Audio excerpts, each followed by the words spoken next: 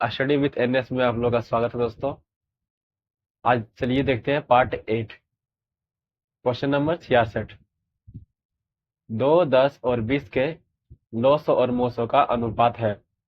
तो 2, 10 और 20 का जो है पहले लघुत्तम सावर्त निकालना होगा और फिर महत्तम सावर्त निकालना होगा, फिर दोनों का अनुपात लिखना होगा। ठीक है, तो 2, 10 और 20 का एलसीएम निकालेंगे। तो देखिए 2 से 2 एकम 2, 2 पचे 10, 2 से 10 बार में। ठीक है, फिर 5 पे कीजिए, एक हो गया, ये भी एक हो गया है ना, 5 दूनी 10। तो इसका एलसीएम कितना आ गया? 2 × 5 × 2, यानी कि जो एलसीएम आ गया वो आ गया 15, 10 दूनी 20। ठीक है, और एचसीएफ है ना, मोसो निकालना है। तो क्या करना है? 2 से 10 को डिवाइड कर लीजिए, 2 पचे 10 कट गया, यानी कि 2 है ये भैया, और फिर 2 से फिर इसको कर लीजिए 20। तो 2 दहे की 20, यानी कि एचसीएफ हमारा कितना आया? एचसीएफ आया हमारा 2। ठीक है, एलसीएम आया हमारा 20 और एचसीएफ आया हमारा 2। ठीक है, पूछा क्या है हमें? लॉस और मोसो है ना, जैसे पूछा है ना वैसे रखना है। तो लॉसो कितना आया? 20, तो लिखेंगे 20। ठीक है, अब मोसो कितना आया है? 2, तो लिखेंगे 2। इतना हमारा आंसर हो जाएगा। लेकिन ये तो ऑप्शन में नहीं है, तो देखिए कट जाएगा, 2 एकम 2। ठीक है, और 2 दहे की 20, यानी कितना हो जाएगा हमारा आंसर? 10:1 आंसर हो जाएगा। ठीक है, चलिए अगला क्वेश्चन देखते हैं। क्वेश्चन नंबर 67 बोला 6, 8 और 22 का लॉसो और मोसा का अनुपात है ना। सेम भाई क्वेश्चन है, सेम टू सेम। तो पहले क्या करना है? लघुत्तम निकाल लीजिए। ठीक है, देखिए 2 से 2 तिहाई 6, 2 चौके 8, 2 से 11। अब कोई आएगा? 3 है, 4 है, 11 नहीं। अब सबको मल्टीप्लाई कर लीजिए, 2 × 4 × 3 × 11। ठीक है, 4 दूनी 8 या 24 × 11 है ना। क्या हो जाएगा? 24 × 11। तो इसे कैसे कीजिएगा? तो 24 24 हो जाएगा ना, 4 4 2 6 2, यानी कि 264 हो जाएगा। तो ये हो गया 264 है ना। कितना हो गया? 264 हो गया एलसीएम हमारा। और फिर क्या पूछा है? मोसो। मोसो निकालिए, 6 से 8 को पहले डिवाइड कीजिए, 6 कम 6, तो 2 से 6 3 बार में कट गया।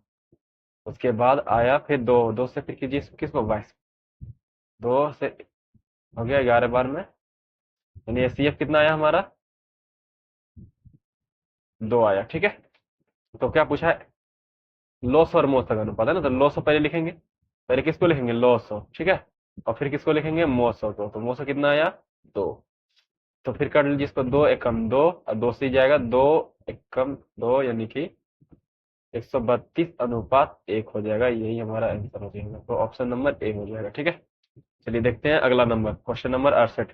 निम्नलिखित में कौन अभाज्य संख्या है? तो अभाज्य संख्या पूछा है यहाँ पे। तो करना क्या है? देखना है किसमें भाग नहीं लगता है। ठीक है, तो देखिए इसको थोड़ी 3 पचे 15, इसमें 3 और 5 से भाग लग जाएगा। तो इसमें किसी से नहीं लगेगा है ना, तो इसमें किसी से नहीं लगेगा। तो ये क्या हो जाएगा? यही हमारा आंसर हो जाएगा। चलिए देखते हैं अगला क्वेश्चन, क्वेश्चन नंबर 69। 96 का अभाज्य गुणनखंड क्या होगा? ठीक है, तो 96 का तो अभाज्य गुणनखंड निकालिए आप लोग। 96 है ना, 2 से 48, 2 से 24, 2 से 12, 2 से 6, फिर 2 से 3। ठीक है, तो यहाँ पे काउंट कर लीजिए, देखिए तो 2 कितनी बार आया? 1 2 3 4 5, 2 पे पावर 5 हो जाएगा, इतना लिख लीजिएगा। ठीक है, और गुना 3 पे पावर 3 है, तो पावर 1 शो नहीं करता है। ठीक है, तो क्या हो जाएगा हमारा आंसर? 2 पे पावर 5 गुना 3। यही हमारा आंसर हो जाएगा। किसमें है? ऑप्शन नंबर सी, यही हमारा आंसर हो जाएगा। चलिए अगला देखते हैं क्या बोला है। 5005 के कितने अभाज्य गुणनखंड है ना। क्वेश्चन नंबर 70 बोल रहा है कि 5005 कितने अभाज्य गुणनखंड। तो इसको पहले गुणनखंड निकालिए इसका, है ना। तो देखिए एंड में 5 है ना, तो 5 है तो पक्का का तो एक कर लीजिए इससे।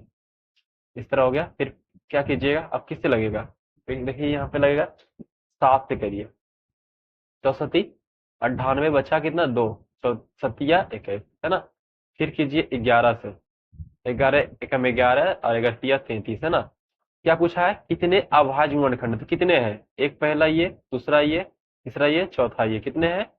4 अभाज्य गुणनखंड कितने हैं? 4 अभाज्य गुणनखंड है। ठीक है, इसका हम ऑप्शन लिखना भूल गए तो आप लोग ऑप्शन में टिक कर लीजिएगा अपना। ठीक है, चलते हैं क्वेश्चन नंबर 71 देखते हैं। निम्नलिखित में से कौन परिमेय संख्या है? तो परिमेय संख्या देखते हैं पहले। ऑप्शन नंबर एक क्या बोला? 2 - √3 थी। 2 तो परिमेय संख्या है, लेकिन यहाँ पे √3 जो है वो अपरिमेय संख्या है। √5 का वर्गमूल नहीं निकलेगा तो ये भी अपरिमेय संख्या है। इसका देखिए नंबर सी है ना, 2 √3 बटा √3। √3 से √3 कट हो जाएगा, क्या बचा फिर?